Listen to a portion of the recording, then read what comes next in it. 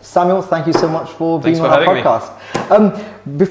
Let's go right into it. Tell us about the vision of Admix, and it would be great if you can go into a bit of a monologue about the evolution of the advertising industry and the granular details of the problem that you're actually solving.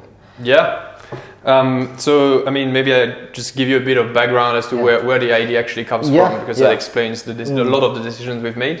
So, after I quit my job as an engineer, I went into mobile and I started to build a game studio where we were building games for ourselves, also for clients, multiple projects. And we had some ups and downs. You know, it's pretty hard to find a good concept that people actually like. We had one game that actually worked out really well called Rogue Trader. But even though the game was working or not, through that period of time, I really realized that monetization was, you know, the key point to be successful. How to actually monetize this content. And we tried 17 different monetization SDKs from Google, Unity Ads, AdMob, all of the options that you can imagine. And they were all providing short-term revenue, but affecting user retention in a bad way.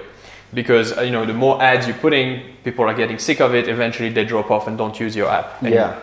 So at that point, I started dreaming about a better way to make this advertising model work, creating a great user experience and having more control as well. So that's how kind of Admix started. And then I realized that this was not just a problem that we were facing as a small studio, but really content creators across the world in the gaming industry, whether they were building for mobile games, PC, and in the later years, you know, esport, VR, AR, all the emerging channels, were really looking for new ways to monetize. The main reason for that is because the gaming industry is becoming absolutely massive, as I'm sure you know.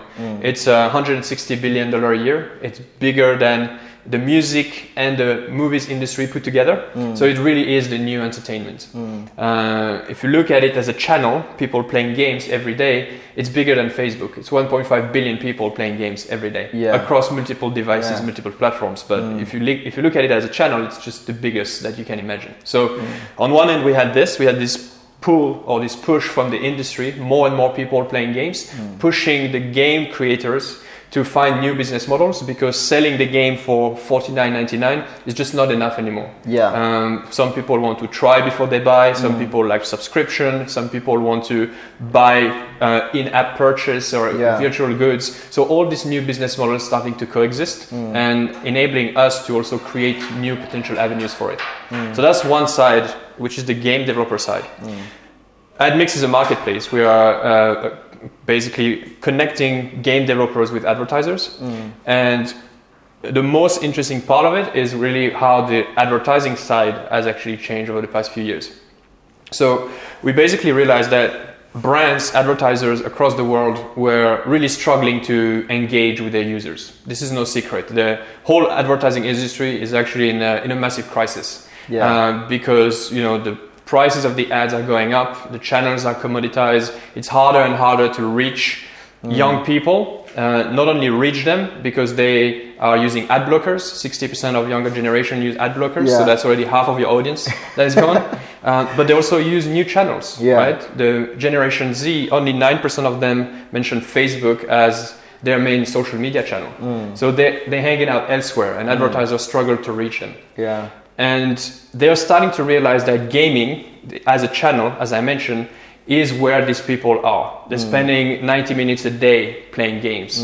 And at the moment, gaming is very untapped in terms of advertising. Sure, you have a banner at the bottom of the game, an ad playing before and after, but the gameplay itself, which is where the users are the most engaged, there's nothing there.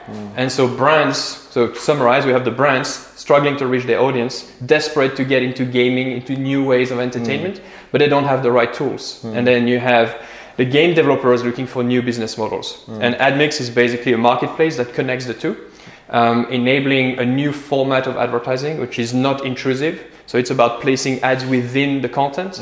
You know, if we were in a gaming environment right now, we could have a video ad playing on this TV and some banners on the billboards behind you, so that when you're in the gameplay, you can engage with them, but it doesn't interrupt you. If you don't want to look at it, you don't look at it. So that new way to integrate product placement as part of the game at scale is a massive appeal for advertisers who finally have a way to engage that audience. That's kind of the thesis behind Admix. Yeah, I watched a previous video of yours, and you mentioned that XR is going to save the advertising industry. Right. Would you be able to elaborate on that? Because I think that ties into a lot of the evolving business models that are probably going to occur right now.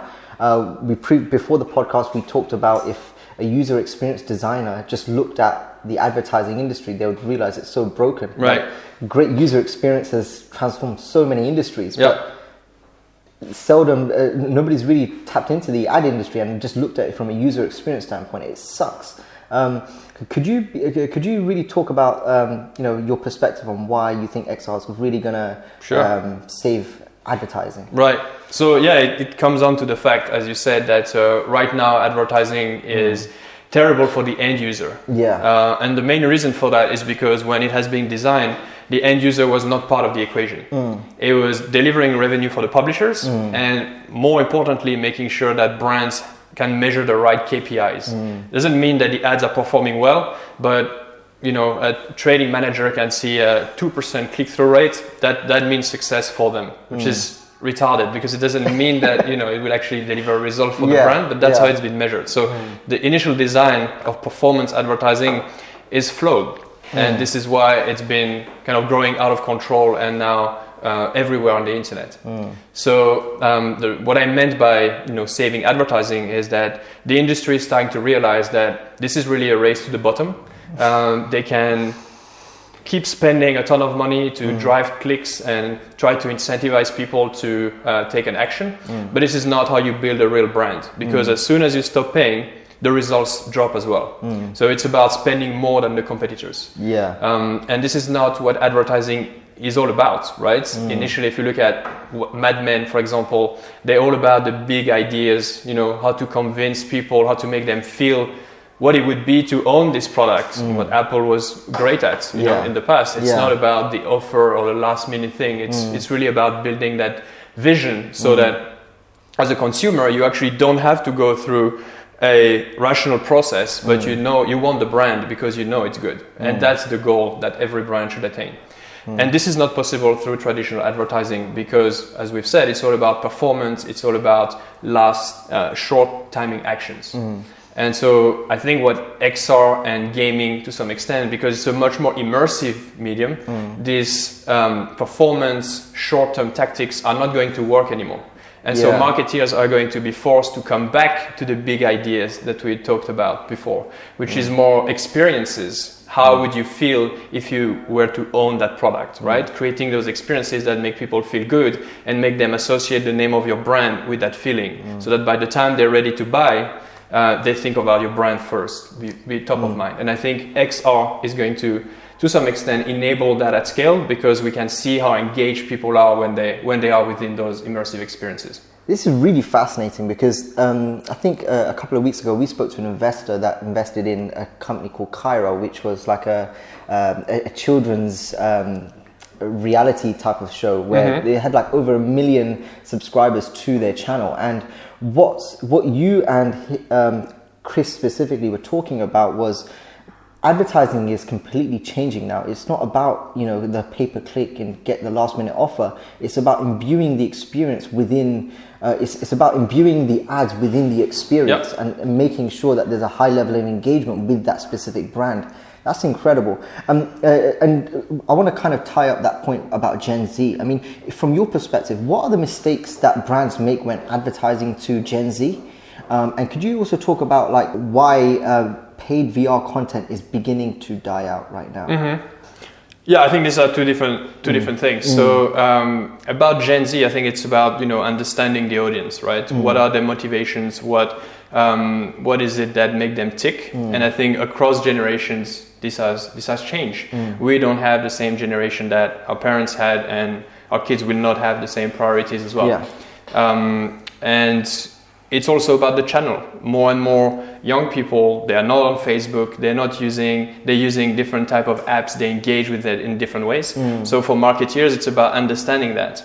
But I think across generations, The key is that more and more people are not responding well to this direct response advertising. People are blind to advertising, especially the younger generation they were born with the web. So they've always seen these banners and these videos popping up, and they know that the first reaction when you see this video before your YouTube video is to try to close it. You're not even trying to engage because it's so much in the culture right now that you just want to avoid the ads and navigate beyond advertising.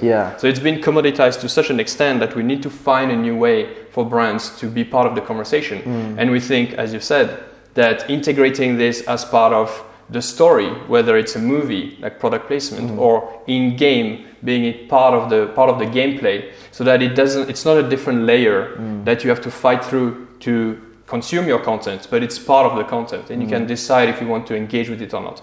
I think this is the way to reach the younger generations. Yeah, I mean, from your perspective, why is VR and AR such an exciting space right now? I think the main thing is we are every 10 to 15 years there is a new computing platform that comes up. So we had the web, and then we had mobile, and the next generation is going to basically be XR. And it's not actually a crazy change, right? We had mainframe computers initially that took the whole space in this building. Then we miniaturized them, put them on our desktop, put them in our pocket with the phone. Now we're going to put our computers on our faces. That's the natural transition of computing, and XR is going to embody that change. And the reason why everyone loves it when they try it is because for the first time it blurs the boundaries between content and reality.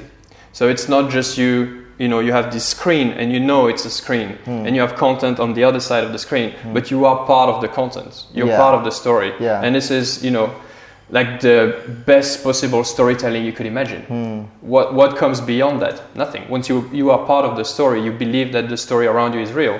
This is the pinnacle of what you could get in terms of storytelling. And as you know, humans are storytellers. So this is why it has such a big impact. And I think we're only scratching the surface of where we could go with this. I want to go into the storytelling part, but I really want to focus on your business right now. So in terms of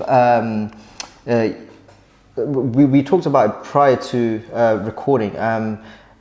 Does your technology allow, or does your stack kind of allow you advertisers or publishers to be able to track where the users are looking? So are you able to imbue eye-gazing technology so the advertisers know how much one person can engage with a specific brand within a virtual experience? Yes, basically yes. So, obviously measuring success of the advertising experience is super important for the brand. They need to know if they have spent their money efficiently. And on the web, we measure viewability, which is basically, is the ad on screen, yes or no? It's kind of a binary thing, so it's not super precise. In VR, in AR, we can tap into eye tracking measurement, or we can estimate gaze tracking if the device doesn't have proper eye tracking system. So we can know if the ad has been in the center of the field of view, which is where your gaze focuses, and for how long. And so now we can report, obviously it's completely anonymous, it's just to build trends across different user sets. But you can say to a brand, okay, this user has been looking at your ad on average 6.5 seconds per session, and the average across all users is only 3 seconds. So this user is obviously interested about your category or your brand. And in itself, this is just a small data point. But if you aggregate that across, a user spending thousands of hours in game over a year, you can start to build a pretty robust profile of what they might be interested in or not, and then help the brand retarget those users later on other platforms. Could you talk about the importance of data and the nuances of the data that you can capture as opposed to a traditional advertising platform? Because this is really fascinating, because two people could be looking at the ad at the same time, but person A will have their eye on the ad a second longer, and they automatically they become way more valuable, and that kind of makes sense. Could you talk about you're going to have to guard yourself a little bit, but the nuances of the data that you're able to capture on your platform as opposed to traditional advertising? So why it's more valuable to brands? Sure. You can imagine, right, when you are really in the environment, we can capture, in theory, a lot more behavioral data, understanding how people consume that content. But I think what's interesting is that what we realize is we actually don't need as much data as you would think, because these environments are super contextual, right? You're in a certain VR world or VR app or enjoying an AR experience in a particular area.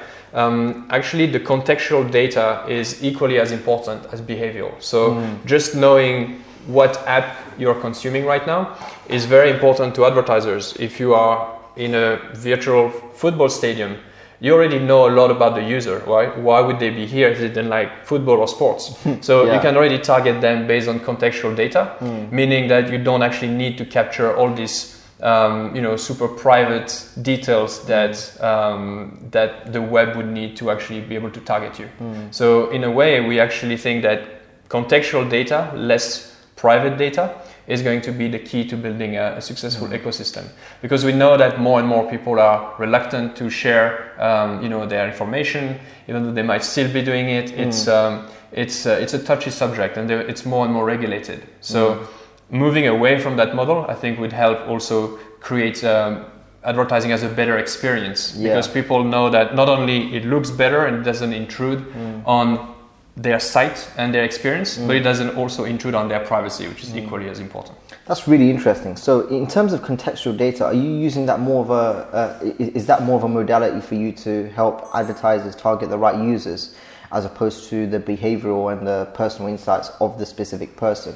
I mean, what kind of measures do you guys take to protect the integrity of your platform, and then also the valuable personal data of the user? Yeah, I mean, at the moment, it's really mostly trying to understand the environment, virtual environment where the user might be in. Not only just what app it is or what category it is, but what part of it, what is the content around you. So, if this was a virtual environment, understanding that, this is a chair and there is already some advertising behind, really can help the brand decide where they want to place this ad, because they might not want to be next to this one, which might be a competitive service, right? So understanding the nuances of the environment can help really maximize their impact. Yeah, that's interesting. So as you're placing more importance on the contextual data, there's less of a need to kind of take the personal data. That's amazing. I want to go into your business now specifically. Now, you've been on this hunt for about a couple of years now? It's about 2.5 years. Depends when you start, if it's just the idea of incorporating the business or first employee, or it's been about 2 years, a little bit more than 2 years. And did you start at the Founders Factory, right? Founders Factory are one of our investors. How have you found this journey so far? Because it can be tough, and there are a lot of technical advancements that are needed in the AR and VR sector right now. How have you found this journey right now, and what have been some of your most valuable learnings? So I mean, as you said, I'm very passionate about the spatial computing industry. I think this is truly the next computing platform. And just like, I was too young when mobile started, and then a few years later I started looking, and I was like, oh, all of this has already been done. Right? It's like I'm just too late in the market. This is my generation, our generation's opportunity to actually be big change makers. Just like, the 2000 when the web erupted, it created just a lot of really, really interesting platforms. So I think we are going to get to that point again where there's a new transition. That's why I'm super excited about it. But in the meantime, it's tough.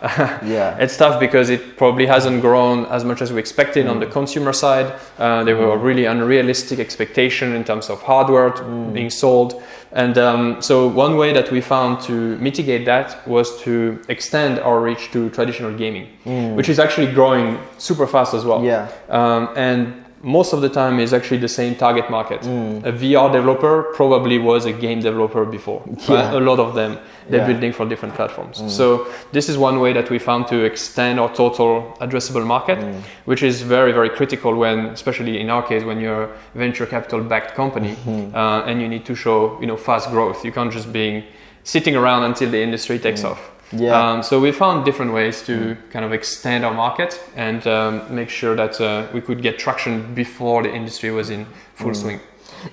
Entry points really fascinate me because they can kind of determine the quality of your product very quickly. When you look at the gaming sector, the intensity of usage is just huge. So you're able to extract a really good amount of data, and so you're able to create a good data packet, and the intensity of usage also enables the hardware developers to actually innovate, because the people using the technology are completely immersed in what they're building, especially in gaming. Have you found like a lot of like new innovations are targeting the gaming sector specifically because of the intensity of usage and the age demographic of the people using the technology? Yeah, absolutely. I mean, like I said, I think gaming is becoming a new channel. Just like, you had the web, you had mobile. Gaming to some extent is becoming a new channel, and so there's all kinds of games tech, these technologies around the gaming space, whether it's extracting data of understanding who your gamers are, or platforms that enable influencers to find an audience. There's all kinds of tools that have been initially built for the web or for video that are also being built for gaming. And interestingly, this is really starting to happen over the last 2 years, where I really saw from the moment I started Admix up to now, the conversations in the ecosystem have changed drastically, and I think we're only at the beginning. Yeah. What technical updates are really needed within the VR space, from your perspective? I spoke to a girl called Isabel. She was doing neuro rehabilitation through VR, and she said that she was waxing lyrical about the AR cloud. She's like, we desperately need it. The data latency isn't instantaneous. Are there specific technical updates within the VR and AR space that you'd be really excited to see? There are a few. I mean, obviously, 5G would definitely help with like higher bandwidth, or miniaturizing the headsets to make the form factor better, so that people are more willing to buy them. Like, these are all really important stuff. But I think the main thing is more about the value proposition of XR for people. Most people that are not in the space are not quite sure why they would need it, and they really see it as something that is not mandatory for them. So more and more the use case is being built around enterprise, how it can help you interview people, or for training, education, and little by little people realize that actually this could literally help pretty much every single vertical. And so I think as the use case is getting more clear for more people, they will also be more willing to actually buy the devices. But for me, it's not. The tech is there. It needs to be better. It's like the first smartphone was like this, right? Not smartphone, but the first mobile was huge, and most people thought, who is going to carry that around? But now we have this, less than 10 years later. So it's going to be the same thing. The devices of today are mere prototypes of what will be tomorrow. But mostly it's about making people understand why they need that technology. Yeah, that's incredible. And the other question I had, and it might be the right answer, so the same answer, so let me know. Okay. But like, how do you plan your future roadmap, and how does your future roadmap coincide with further technological advancements, and kind of how do you think about that problem specifically as a founder? Because technologically AR and VR still has a long way to go. Sure. And obviously you have a feature roadmap that you're trying to build out. How do you think about building out your feature roadmap when there's still a lot of technological advancements that need to be made? Yeah, I think, in terms of planning the roadmap, we generally do a yearly roadmap. We don't really think 10 years in advance, because it's just too far ahead. So we do it what's available now, and then we react to how the market actually evolves. And of course, we want to support, the big platforms. When we saw the Oculus Quest coming live, we wanted to make sure we could support it. So we kind of react to what's happening in the industry. And generally, it just enables us to capture the market where it is today. Because if you just you can't really wait for things to happen where there's so much uncertainty that we cannot control. Have you seen any applications of AR and VR that have just blown your mind and kind of creeped you out a little bit? I think, some of the prototypes of, I like asymmetrical games in VR. So where, you have a user outside of VR who can play a character and someone in VR that can play another character, which is really amazing, because you can start playing with people around you, whether instead of being isolated in the space.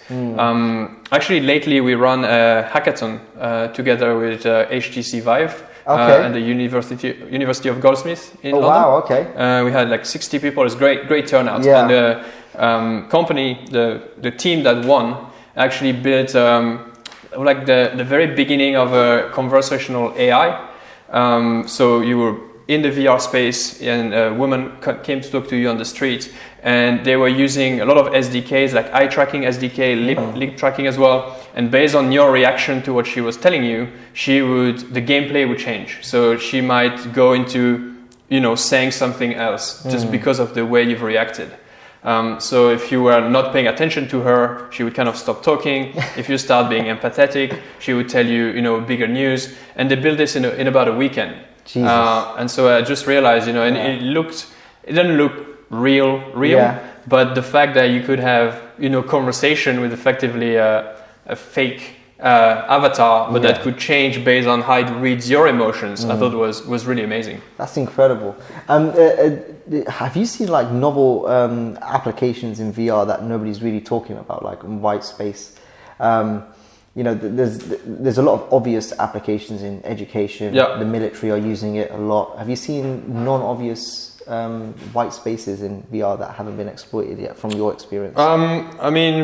Now this has been done, so I've seen a VR that cures your phobias. So if you're afraid of spiders, I don't know if you've seen it. It's a really good use case. So you can kind of like dial in how much spider density you want, and little by little you get used to it. That's the idea. That's incredible. Right? Also about vertigo, they put you on top of a ladder, then on top of a building, and you kind of get used to it. And so I thought this was really cool because it has an actual use case and impact. That's incredible. As a company now, Admix, where are you guys right now? Where do you want to be in a year? And where do you want to be in 3 years? Would you be able to kind of give us an oversight of those two timelines? So we kind of just went out of our seed phase, where we just proved, product market fit, channel market fit as well, meaning finding the right channel to acquire users at scale. And we are now raising our Series A, which is going to be closed soon.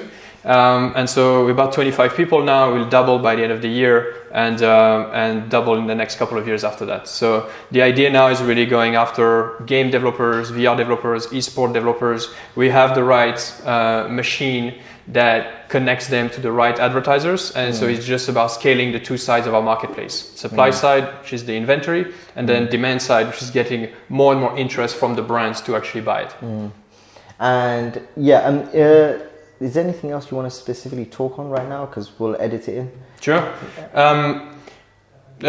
I think the ecosystem that we're creating. So I don't know if you know, we have VR Focus, which is the third largest website for VR AR news in the world. Okay. And we're building a community of content creators called VR AR Pioneers, which was organizing this hackathon I've talked about. Okay. So we have like a community brand as part of our offering, which is called Pioneers, which is really trying to help content creators, people in the VR AR space to market and be successful, grow their application, the business side of VR AR, which is very often not talked about as much as the technical aspect. But we see a ton of really successful people, amazing developers, they create amazing content, they just don't really know what to do with it. How do I turn this great piece of art that I've spent months working on into a business? How do I acquire users? How do I market it? How do I get PR for it? And how do I monetize it? Right? These are the key questions that this platform is trying to answer. That's amazing. And there was one point we touched on earlier. I think we kind of skipped over it. Was you mentioned why? I think you talked about it previously. You mentioned VR content, paid VR content is dead. Right. I'd be really keen to know your perspective about that, and especially as it pertains to your company, because theoretically a developer can provide their experience for free and then be making revenue on the back end through advertising. So the whole experience could be free for all of their users, but the developer can still make money. So could you talk about why you think paid VR content is beginning to die out and how it pertains to your company? Yeah, sure. So we did a little analysis of looking at the apps in the VR store on Steam and Oculus. And we found that 18% of the apps were free. All the other apps were paid for, from $1 all the way up to $100. Yeah. Then you compare that with the mobile app market. On mobile app market, you have 5% of apps that are paid, and the rest 95% are free. So it's completely inverted. Yeah. But then I looked. Obviously, it's not a fair comparison because the VR AR market is new and mobile is a decade old, right? So I looked at 2008, like 1 year after actually the year of the App Store went live, and the ratio was very similar to the VR market today, meaning we had about 70% of apps on the phone that used to be paid for, you know, the apps where you pay like 49p or 79p, and only 20% to 25% were free. And so I thought, you know, and this happened again and again across different type of media. When a media starts, the natural thing to do is to charge for it. And then as it becomes mainstream, as more and more people are starting to be interested in, like on mobile, more and more people were not willing to pay upfront for the app because they were not the early adopters. They were just maybe interesting to check the app out, but not willing to pay for it. So that forced the content creators into new business models. Which was in this case using advertising or using in-app purchase, for example. And I think the same transition is going to happen again when the VR market becomes more mainstream. Now you have all these people, they already spend a lot of money on very expensive, bulky hardware. They are early adopters, they're willing to pay to play super hot and other pieces of content. But when you start to get more mainstream people that just are interested, but they're not too willing to commit so much finance into it, this will force the game developers to think, maybe if the game was cheaper or was free, I could still get those users, and some of them would end up paying in the form of subscription or in-app purchase. So they'll start thinking about new ways to monetize, new business models, and this is a natural transition that always happens in new media as they become more and more mainstream. So my point is, in VR we started by the game developers starting by selling their apps, and now that it's starting to grow in numbers and starting to become a bit more mainstream, more and more they will start to realize that charging upfront for a game is not the best way to monetizing in the long run. So my point again was that if you are a game developer building VR, you need to have a 5-year view or a 10-year view in terms of your business models, and the best way at that point would be to have a free game that you monetize in different ways, such as advertising. And so my prediction is that now we have this, 18% of free VR content on the store. This is massively going to grow and is going to revert. And in the next 5 years, you'll have over 60-70% of the content in VR stores will be free, and the rest will be paid for. And so for that, this is where the opportunity is for a company like us, because we are bringing that new business models that the developers will need to capture that mainstream audience. That's incredible.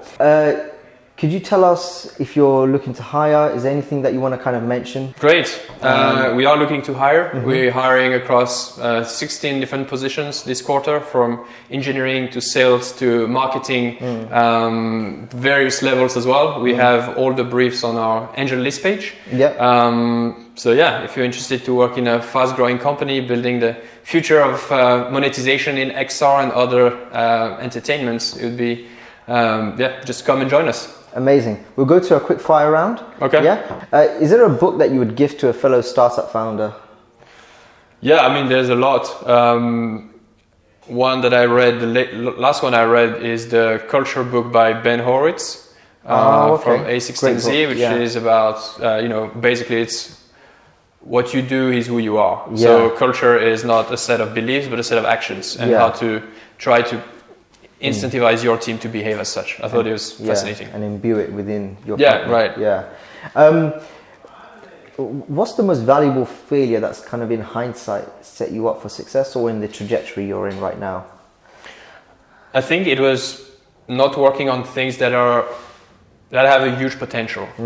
Right? Elon Musk always says, only work on big ideas that, 1 billion people could use, right? For example. So I used to work on mobile apps, which was a particular game, which we used to work super hard on, but the total addressable market for this was just people who could like this particular game. So it was kind of capped to some extent. So a lot of times founders work on ideas that could work well, but not for a big enough market and not have a big enough impact. And you can actually waste a lot of time working really, really hard to, end up in a kind of a small capped market. Yeah. So, what's the most valuable advice you've received, and from who? I don't know. I think it's probably stuff I learned along the way. This is kind of like how I like to learn more by figuring it out and really learning by examples, trial and failure more than listening to external advice necessarily. What gives you the final question? Like, kind of, what gives you the most joy and gratitude for what you're doing right now? Well, it's a tough question, man. Yeah. I'm sorry, man. I'm sorry. I think just building the team. I think is amazing to see that I started this. That was an idea on my own, and then eventually now we have a team of 25 people that are brilliant at what they do, and they take their own initiatives and treat some parts of the business as if it was their own. And I remember thinking at some point where you go from 2, 3, 4, 5 people, and then some decisions start to happen without you as the founder, and that was scary but also exciting because I could see other people actually putting their own decisions. So it's kind of outgrown myself, and now it's his own thing, which I think is the most exciting part. And looking back at it, only a couple of years, I'm extremely proud of it. This has been a great educational experience for me. Thank you so much for being on our show. Thank you. Thank you so much. That was great.